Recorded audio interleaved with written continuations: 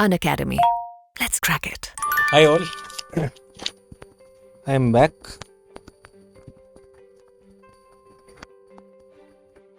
I know you were waiting for environment also, so let us get into environment. So, very warm welcome to all of you once again. So we are in the last, I guess the topic of the day is environment. So we saw geography was on the easier side and we were able to get around 80% of the questions. Environment, I've always put my expectations a little moderate on that. So yes, there are many questions which are from areas maybe unheard of, probably through some elimination if you can get those answers. So we will be looking at them one by one. Get that? So somebody saying CSET का paper कैसा आया, अभी पहले ये कर लें. CSET का paper पे भी आपको मिल जाएगा. After the at the end of this session, this will be followed by special sessions with detailed explanations on each topic, including your CSET. So the links will be there. Please make sure that you look into that. Get that? Okay. So we are looking at environment and some of the questions. Let me take them one by one.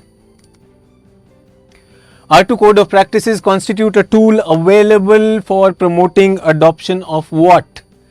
R2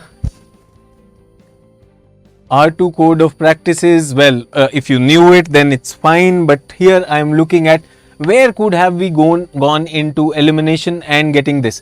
So the answer is A alpha. Answer is A alpha. Get that? So when we are looking at B, ecological management of wetlands of international importance under Ramsar, no, we've not heard of that. So this was eliminated. Sustainable practices in cultivation of agriculture crops and degraded lands. When we are talking about, like code of practices was not there on this also. Environment impact assessment in the exploitation of natural resources. If I was confused, I would have been confused in A and D. So one area, definitely a challenging question. If you did not know about it, yes, a tough call. Like as I was talking about in geography, that some of them we will have to skip, jump and not be too committed on that. So I would save my time. This was a 50-50. A and D were my doubts and we have settled for A alpha. Get that? Moving further. So I'll consider the following statement. Okay, so again the same thing. Again we are looking at pollutants. Pollution is a very, very big favorite of the examiner. Furnace oil. Furnace oil is, you've heard of fractional distillation of crude petroleum. One of the byproduct is furnace oil. Those heavier components, asphalt and all, they all collect and become a part of that. So it is a product of oil refinery. Yes, it is a product of oil refinery. Absolutely correct. Some industries use it to generate power. I would not say that this is the favorite source of generating power. This is the heavier fraction. The calorific value will be low and those flash points will be higher. But I would say some, that gives me that degree of freedom. Some industries use it to generate. Yes, some industries do use it to generate. I would not say the most of the industries. It is not the most efficient way of using this oil. Its use causes sulfur emission. Oh yes, sulfur dioxide or sulfur oxides are a very, very big emitter of this. So the answer for this also comes D delta. Get that? And again with the same idea which I want everyone to realize, that pollution is a static portion. We've just seen back-to-back static portions. The first question which we were looking at, R2 code for compliance, that was more about, something for which you can't draw boundaries and you have doubts. But the static part, if you are missing on that, I was talking about this in geography also. These are the areas where others can go ahead of you, not the previous one. So make sure that the static part, especially pollution, is not left ignored. The trend continues with that. What is blue carbon? So now this is definition. I'm sure we have all heard of that. So generally there is something called as black carbon. We all of us know about soot, burning fuel and leftovers is your black carbon. Yes. there is something called as red carbon also. Yes, red carbon also. I can give you a whole world of this. I have green carbon. I have blue carbon. I even have something called as steel carbon. The multiple types of this. So I think again a static part. 3 questions back to back static. Environment people are running from pillar to post. 2 questions coming from pollution. Static questions. Third question is this. Sir, I have not heard of this static. Well, this is what we are talking about. This is static gradual understanding of carbon and its capture. So initially we knew that carbon, when it burns insufficiently, it produces that black soot. Yes or no? So that was black carbon. Now it was seen, in fact red I must remove because this is the latest entry, I'll tell you. This is very, very important. This came in the context of GHG, greenhouse gases, and their capture. We want to reduce them. So the process, I am sure you have always heard of this term, sequestration, carbon sequestration, fixing carbon. So where can we fix carbon? Something called as a carbon sink. So when you sequester, fix carbon in terrestrial ecosystems like forests, that's green carbon. When you do it in aquatic ecosystems, water-based ecosystems, that's blue carbon. And when you do it in inland freshwater bodies like lakes, that's steel carbon. So this terminology came in the context of greenhouse gas emission control. Okay, that red carbon is the latest entry. If you don't know about it, this applies to like in the regions, in the permafrost region, polar region, whatever biological matter is there, which is very well adapted, yes, to cut the albedo over there, that is called red carbon. So anyways, I'm not getting into that. Standard static question answer is carbon captured by oceans and coastal ecosystems. No issues in that. So out of 4, 3 questions very, very clearly you could have converted it. Okay, perfect. So let's move further. Consider the following kinds of organisms. Now, not easy, definitely not easy. Lot of overlap, I can see that, huge overlap coming in with what? This overlap is with a lot of biology, zoology, that is what is coming into this. So what do we have in this? Consider the following kinds of organisms: copepods, cyanobacteria, diatoms. Which of the above are primary producers in food chains of oceans? So I don't know much about it. So how do I get into the answer on this? Get that? So I know something about, I have heard of something, foraminiferas. These are ocean deposits. Diatoms and ocean deposits. Cyanobacteria. This also. Copepod, generally I have not heard. And if we are talking about that, who is the primary producer? So I think bacteria, fungi and algae. These are the primary producers in aquatic ecosystems. So cyanobacteria, when I look at it, cyanobacteria fits into my bill.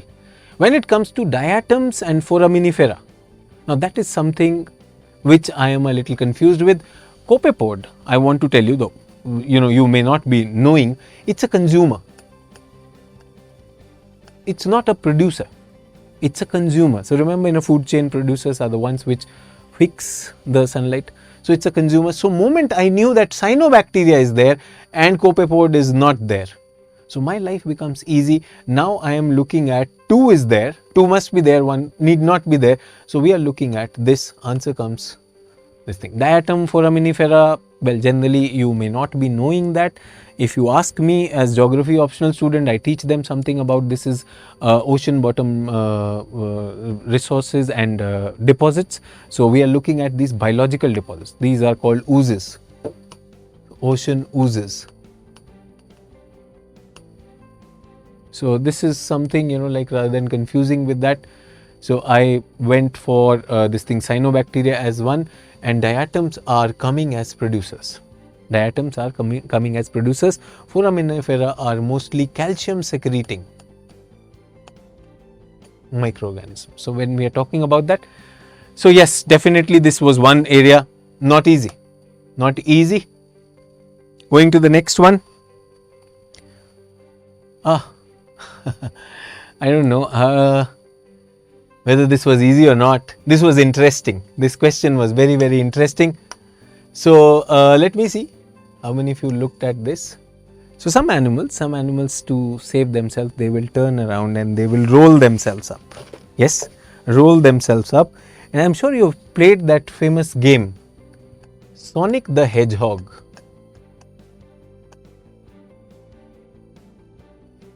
Sonic the Hedgehog, it's a coin race where this hedgehog is running, and when it wants to kill the enemies, just like a Mario game, remember?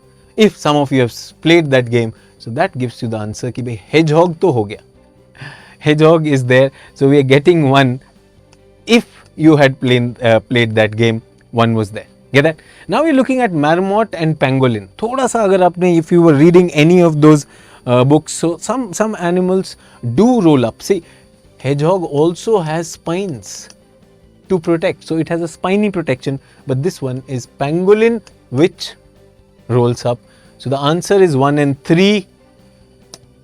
So the answer will be D delta. D delta, so maybe Sonic the Hedgehog would have helped you. Yes? Okay, so some people reminded of Sonic. Oh yes, definitely we are looking at life sciences, the overlap of life sciences coming into this. Whether it should be treated as environment or not, I don't know, but lot of this thing. And when I take this, it's a challenge, okay, prelims is a challenge. So rather than running away from it, we must know when to roll up, yes or no, like these animals. So Sonic was one thing which I moment I read the question, I said, yeah, the game which I used to play in my childhood days, that helped me. Okay, so that's elimination also working. So both these questions, so samples very close to life sciences, and I told you with the forest services coming in, science, overlap of science is big on the paper now. With reference to New York Declaration of Forest, which of the following statement is correct? Now when we are talking about this, I want to tell you that forestry, international initiatives on forest and their growth. Yes, I think there was this Bonn Convention and Bonn Agreement which people were talking about on forestry. So this is about a declaration which the multiple agencies, let me highlight this, multiple agencies, government, big companies and indigenous communities in 2014 under the aegis of UN Climate Summit, they decided to do something about the forest. So this is the UN New York Declaration of Forest under the aegis of UN, and many things happened under this, and the intention is to end deforestation by 2030. Now that's a very, very ambitious target, and I am sure like some of you who've been keeping track of this, Norway became the first country to officially ban it. So this was the target, and in this, imagine who's involved. Governments are involved, businesses are involved, and even the local people are involved. So this is something very, very powerful. It endorses the global timeline to end the forest loss. Yes. Yes. The only thing which is not there and which has not made it contentious is legally binding. No, it is not legally binding. It is not legally binding. So this is what made this only thing, like contentious. So 1 and 2 were there and 3 was not there. So 3 out. We are left with this. So sometimes, like you can't have all the energy to find out, and verify all the statements. It's after many, many years that I am seeing 5 statements. It takes time to read them. 5 statements. My answer was here out in 3 statements. So that's what we are talking about. So answer is A alpha. That gave me the answer. Is everyone clear with this? Next question we are looking at. Any doubts coming from the students? Somebody says, I hope I'll qualify. Yes, definitely. Don't worry. We are looking at this question. This paper has been challenging, and if you've written the examination, the gap between prelims and mains is very less. The gap between prelims and mains is very, very less. And I'm very sure that you have kept your optional also aside. This is the time to make sure that you manage your time and do not be in this dilemma whether I'll clear or not. You've given your best. You have given your best. There were certain hidden challenges in the paper, so don't worry, everybody has faced that. So stay positive on that. Again, I don't know where do I put this into environment or biology, but if you ask me, who's a filter feeder? Filter feeder is, like something they are not actually going and feeding on a prey. There is a flow of the medium, and within that medium they are able to extract food, say for example flowing water, through which oyster can extract food. So the answer to this was C. Charlie, oyster. Now such questions, one word answer, you have no way to eliminate. Previous one, when I showed you, you could have eliminated. These ones are, make or break. So I would very, very clearly say that these are certain things where you should not be going for a fluke. Yes. So I would say, like we are taking risk. We tell our students, like at least go for a hit of 85. At least if you can go further, that's okay. But when you are hitting on that, the sword of negative marking is also on you. So you should go for logical guesses. You should always go for logical guesses, not blind guesses. So this was something, like where if you did not know, I would suggest that you could have saved time. But logical guesses is what I would want to demonstrate in the next one. Okay, so what do we have? Filter ho gaya. Okay, so where are we? Yes. Which of the following is a detritivore? Detritivore is what? Herbivore, carnivore. You've heard of detritivore? Now this is again a question of static. Herbivore, carnivore, detritivore. Yes. So if you read any standard book, as I said, like many people keep on asking me, sir, no NCERT for environment. I said Dirac-Bharucha is a good UGC proposed curriculum. Earthworms feed on the dead. Yes. If you ask me jellyfish, I would say I have my doubts. Many of you have never seen a jellyfish, but I have seen jellyfish floating in seawater, and generally it's not that they are scavengers or they are looking for that food. So jellyfish is not there. Yes, we are looking at that. Then comes millipedes. Millipedes are the ones which, like millions of feet. So millipedes, I can see them because I have seen earthworms and millipedes, they are there. Then we have the seahorses and jellyfish. We have seen that they've brought in 2 marine species, and seahorses are definitely not detritivores. So my 4 was missing. Answer comes C. Charlie. Again, the question is, were you aware? Did you read some basic books on this? Detritivores, these examples come, and seahorse is not something, like which is eating that. Thoda sa awareness was needed in this. So I would say good question. Because I'm a teacher, I've been teaching all this for last 15 years. For me, it might come easy, but for you, it would definitely be a challenge. But I could see there were clear grounds of ruling out jellyfish and seahorse are not dead feeders. They are not dead feeders. So that's my answer.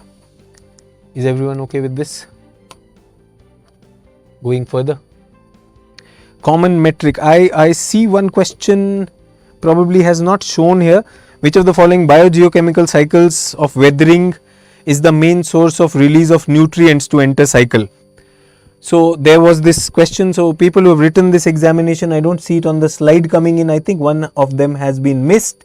So we are looking at phosphorus cycle as the answer. Phosphorus and sulfur were confusing, but sulfur comes from other sources also, not just land. So phosphorus for that. So not here. Common carbon metric supported by UNEP has been developed for. Now again, they did not ask you a particular summit or something. They are looking at, this is the second question. This is the second question coming, rather not second, third question coming in terms of carbon and its capture. So sequestration is a very, very big issue. So common carbon metric. The word metric somewhere should give you a hint of measure. So we are measuring carbon, and UNEP is supporting it. Why would we measure carbon? Measure carbon because we want to quantify, mathematically find out how much emission and who's making that emission and to what extent we need to control. So this is something, my guess is that, it is a metric on that. Assessing carbon footprint. So what is footprint?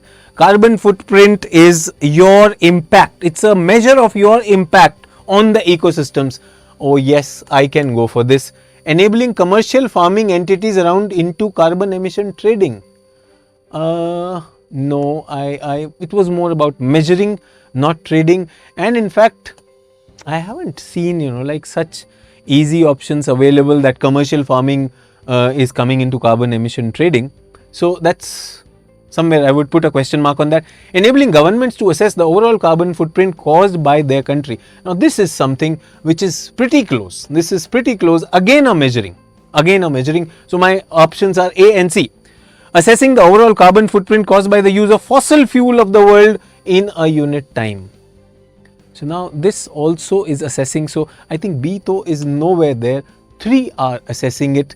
Now what we are looking at is unit time. This is a pretty close confusion. This one and this one are the choice which we had to make. Now this is a very specific question which has come.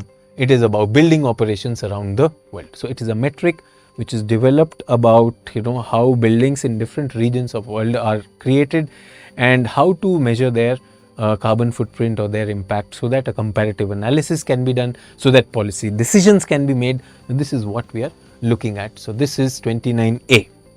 Get that? Okay. Let's go to another one.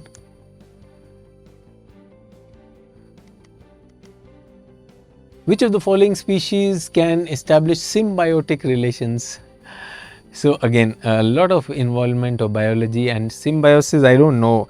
The word symbiosis is coming as part of environment or ecology. That's what we have taken it in. So we have put it over here. Cnidarians, fungi, protozoa, all of them.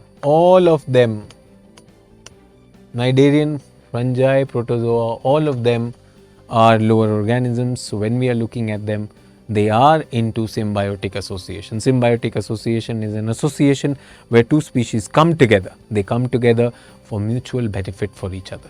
So cnidarians, fungi and protozoa, all three make symbiotic relationships with another organisms, and as a result all three are correct on this. Is everyone okay with this?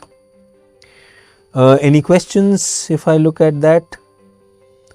Oh, exam was easy, hard work paid off. That's good. Whosoever is writing that, we wish you luck for that, because that's your entry ticket to the next level of the examination. So this is what we had to offer you.